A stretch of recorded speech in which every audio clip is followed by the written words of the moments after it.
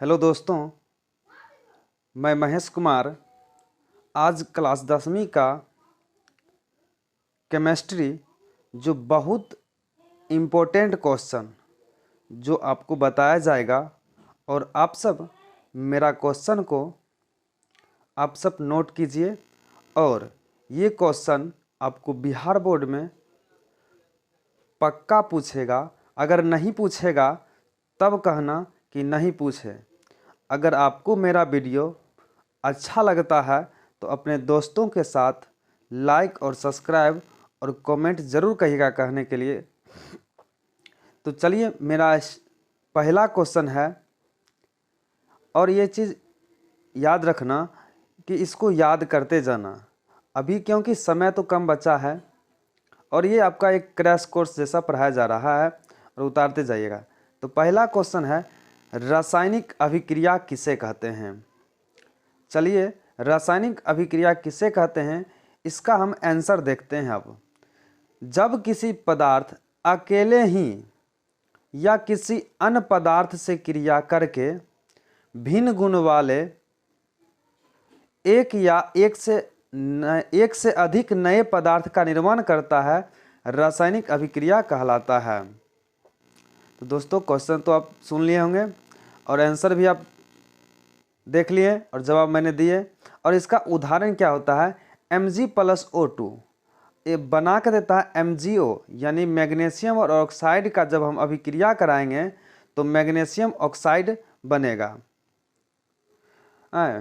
दूसरी उदाहरण है H2+Cl2 बना के देता है 2HCl, यानी हाइड्रोजन और क्लोरीन को हम जब अभिक्रिया कराएंगे तो हमें बना के देगा हाइड्रोक्लोरिक। चलिए, अगला क्वेश्चन हम लेकर चलते हैं, संतुलित रासायनिक समीकरण क्या है। रासायनिक समीकरण को संतुलित करना क्यों आवश्यक है।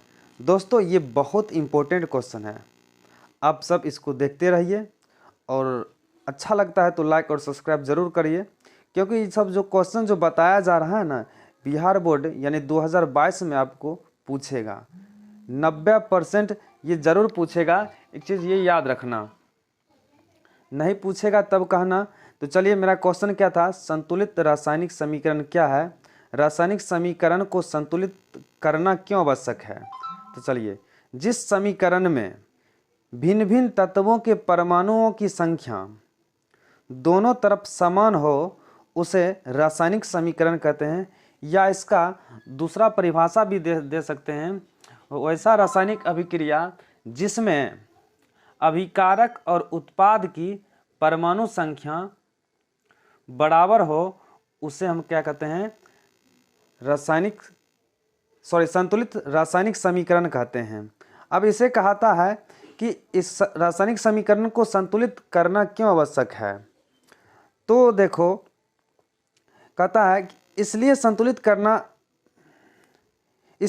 करना इसलिए आवश्यक है क्योंकि उससे समीकरण की वास्तविक जानकारी प्राप्त होती है और साथ ही अभिकारक तथा उत्पाद की वास्तविक संख्या की भी जानकारी प्राप्त होती है। इसका मतलब क्या होता है, अगर अभिकारक में जितना परमाणु की संख्या होती है उतना ही उत्पाद में परमाणु की संख्या बराबर होगी, तब ये मेरा रासायनिक समीकरण संतुलित होता है।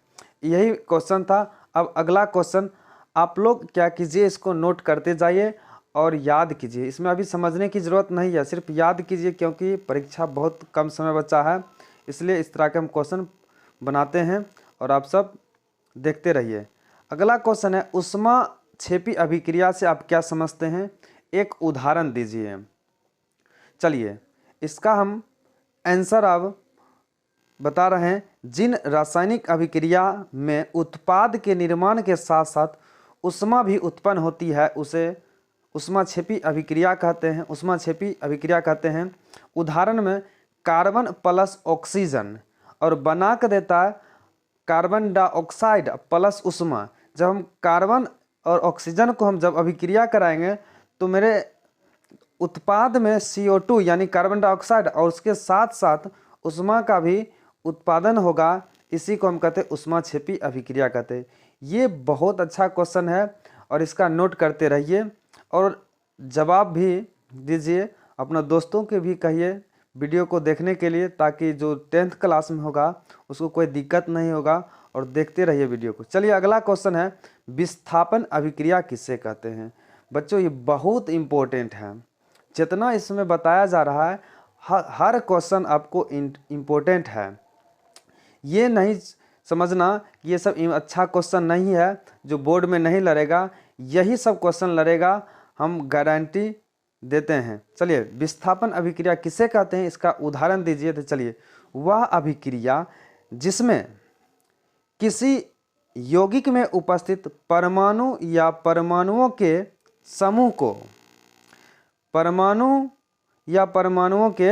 समूह को किसी दूसरे परमाणु द्वारा विस्थापित कर दिया जाता है तो उसे विस्थापन अभिक्रिया कहते हैं, या इसी को हम एकल विस्थापन अभिक्रिया भी कहते हैं। उदाहरण चलिए, Fe यानी लोहा प्लस CuSO4 यानी कॉपर सल्फेट बना के देता है FeSO4 यानी फेरस सल्फेट प्लस कॉपर। इस अभिक्रिया को हम क्या कहते हैं, विस्थापन अभिक्रिया। चलिए अगला क्वेश्चन, ये भी बहुत अच्छा क्वेश्चन है, द्विविस्थापन अभिक्रिया क्या है। वे अभिक्रिया जिसमें अभिकारक के बीच आयनों का आदान प्रदान होता है द्विविस्थापन अभिक्रिया कहते हैं। इसका उदाहरण देखिए, ये सब अच्छा क्वेश्चन है, आपको 2 नंबर में पूछा जाएगा। आप सब अगर ये मिस करते हैं इस वीडियो को तो समझो कि 2 नंबर मेरा छूट जाएगा। ये जितना बताया जा रहा है इसमें आपको पूछा जाएगा ज़रूर से ज़रूर। आपको हर एक चैप्टर बाय चैप्टर हम वीडियो बनाते रहेंगे। VVI क्वेश्चन है ये सब, 2 नंबर का और 5 नंबर का भी बनाया जाएगा, आपको टेंशन लेने की ज़रूरत नहीं है। चलिए इसका उदाहरण क्या होता है, NaCl यानी sodium chloride plus AgNO3 silver nitrate, और दोनों अभिक्रिया करके NaNO3 यानी सोडियम नाइट्रेट प्लस AgCl यानी सिल्वर क्लोराइड बना के देता है। चलिए अगला क्वेश्चन है, प्रतिस्थापन अभिक्रिया क्या है, उदाहरण देकर समझाएं। बच्चों ये बहुत इंपॉर्टेंट ये सब क्वेश्चन, हम कितना बार आपको बताते रहें कि इम्पोर्टेंट है। सब क्वेश्चन क्या है, इम्पोर्टेंट है हो। चलिए, वैसा रासायनिक अभिक्रिया जिनमें अभिकारक के परमाणु अथवा समूह यौगिक के परमाणु को विस्थापित कर उसका स्थान ग्रहण करते हैं प्रतिस्थापन अभिक्रिया कहलाती है। चलिए इसका एग्जाम्पल है, यानी Fe plus CuSO4 FeSO4 plus Cu बना के देता है। कहता इस अभिक्रिया में Fe जो कि अधिक क्रियाशील है Cu की अपेक्षा उसे विस्थापित कर स्वयं को क्या कर देता है, प्रतिस्थापित कर देता है। चलिए अगला क्वेश्चन क्या है, अवक्षेपण अभिक्रिया से आप क्या समझते हैं, उदाहरण देकर समझाएं। वह अभिक्रिया जिसमें अभिकारक क्रिया करके अवक्षेप बनाते हैं उसे अवक्षेपण अभिक्रिया कहते हैं।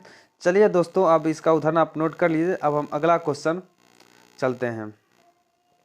चलिए, ये बहुत अच्छा क्वेश्चन है। कहता शोषण को ऊष्माक्षेपी अभिक्रिया क्यों कहते हैं। क्या है क्वेश्चन, शोषण को ऊष्माक्षेपी अभिक्रिया क्यों कहते हैं। तो आंसर हम बोलते हैं, शोषण के दौरान लिए गए ऑक्सीजन द्वारा भोजन टूटने लगता है, अर्थात वह उपचयित होता है। इस प्रक्रिया में ऊर्जा मुक्त होती है, अतः शोषण को ऊष्माक्षेपी अभिक्रिया कहते हैं। चलिए इस क्वेश्चन को फिर से रिपीट करते हैं, शोषण को ऊष्माक्षेपी अभिक्रिया क्यों कहते हैं। तो आंसर इसका है, शोषण के दौरान लिए गए ऑक्सीजन द्वारा भोजन टूटने लगता है, अर्थात वह उपचयित होता है। इस प्रक्रिया में ऊर्जा क्या होती है, मुक्त होती है, अतः शोषण को ऊष्माक्षेपी अभिक्रिया कहते हैं। चलिए अगला क्वेश्चन क्या है, वायु में जलाने से पहले मैग्नीशियम रिबन को साफ क्यों किया जाता है। फिर से क्वेश्चन हम पढ़ते हैं, वायु में जलाने से पहले मैग्नीशियम रिबन को साफ क्यों किया जाता है? तो इसको बढ़िया से याद रखना सब। अच्छा ये सब क्वेश्चन है, आपको पूछा जाएगा बिहार बोर्ड में। कहता है, चलिए आंसर हम इसका बोल देते हैं। मैग्नीशियम रिबन पर अर्धवायु के प्रभाव से मैग्नीशियम ऑक्साइड की परत जम जाती है, और उसके बाद यह परत मैग्नीशियम के जलने में बाधक होता है, इसलिए मैग्नीशियम रिबन को क्या किया जाता है? रेंग मार्क्स से साफ किया जाता है। इसका फिर से हम आंसर बोलते हैं कि मैग्नीशियम रिबन पर अर्धवायु के प्रभाव से मैग्नीशियम ऑक्साइड की परत जम जाती है। यह परत मैग्नीशियम के जलने में क्या देता है? बाधक देता है, इसलिए ये मैग्नीशियम रिबन को क्या किया जाता है? रेंग मार्क्स से साफ किया जाता है। चलिए अगला क्वेश्चन, संक्षारण क्या है? संक्षारण क्या है यानी जंग लगना क्या है? यही है, जब किसी धातु को वायु में खुला छोड़ दिया जाता है तो वह वायु प्रदूषण आदि से अभिक्रिया करके संक्षारित हो जाती है। इसी को संक्षारण कहते हैं। जैसे लोहा में जंग लगना। विकृत गंधिता क्या है? आप लोग इसको नोट करते जाइए, नहीं तो स्क्रीनशॉट लीजिए, आप इसको याद करते जाइए। चलिए, विकृत गंधिता क्या है? तेल तथा वसा युक्त खाद्य पदार्थ को खुला रखने के कुछ समय बाद ऑक्सीकरण हो जाता है तथा उसकी गंध तथा स्वाद में परिवर्तन हो जाता है। इसी क्रिया को विकृत गंधिता कहते हैं। जैसे वसायुक्त खाद्य पदार्थ को खराब होना, यानी आप लोग क्या करते, खाना बनाकर क्या करते, खुले में छोड़ देते हो तो उसमें क्या हो जाता है? वायु यानी तरह तरह के मतलब परिवर्तित यानी ऑक्सीकृत हो जाता है, और इस तरह से भोजन क्या होने लगता है? खराब होने लगता है। अगला क्वेश्चन मेरा क्या है? लोहे की वस्तु को हम पेंट क्यों करते हैं? चलिए, लोहे की वस्तु को हम पेंट क्यों करते हैं? तो इसका आंसर हम बोलते हैं, लोहे की वस्तु पर अर्धवायुमंडल में जंग लग जाता है, अतः लोहे की वस्तु को सुंदर बनाने के लिए तथा जंग से बचाने के लिए हम क्या करते हैं? पेंट करते हैं। चलिए फिर से इसका हम आंसर बोलते हैं, लोहे की वस्तु पर अर्धवायुमंडल में जंग लग जाता है, अतः लोहे की वस्तु को सुंदर बनाने के लिए तथा जंग से बचाने के लिए पेंट किया जाता है। आपका ये भी अच्छा क्वेश्चन है। अगला क्वेश्चन आप देखते हैं स्क्रीन पर। आप लोग स्क्रीनशॉट लेते जाइए, नहीं तो आप कॉपी कलम लीजिए और उसको लिखते जाइए। आपको हर एक चैप्टर का क्रैश कोर्स आपको बताया जाएगा। आप सब मेरा वीडियो में बना रहिए। अभी आपके लिए 2 नंबर का क्वेश्चन बताया जा रहा है, और उसके बाद आपको 5 नंबर का भी बताया जाएगा। आप लोग टेंशन नहीं लीजिए, आपका क्रैश जो आपको यूट्यूब पर डालता रहूँगा, मैथ का भी क्वेश्चन बनाऊँगा। अगला क्वेश्चन, तेल तथा वसा युक्त खाद्य पदार्थ को नाइट्रोजन से प्रभावित क्यों किया जाता है? तेल तथा वसा युक्त खाद्य पदार्थ को नाइट्रोजन से युक्त इसलिए करते हैं क्योंकि नाइट्रोजन अक्रिया गैस है तथा नाइट्रोजन गैस खाद्य पदार्थ को ऑक्सीकृत होने से क्या करती है? बचाती है। यानी कि जो भी अगर हमारे, जैसे कि आपको पूछा जाएगा चिप्स की थैली में कौन सी गैस भरी जाती है, यानी चिप्स की थैली में कौन सी गैस भरी जाती है? तो नाइट्रोजन गैस भरी जाती है, क्योंकि नाइट्रोजन गैस क्या करती है?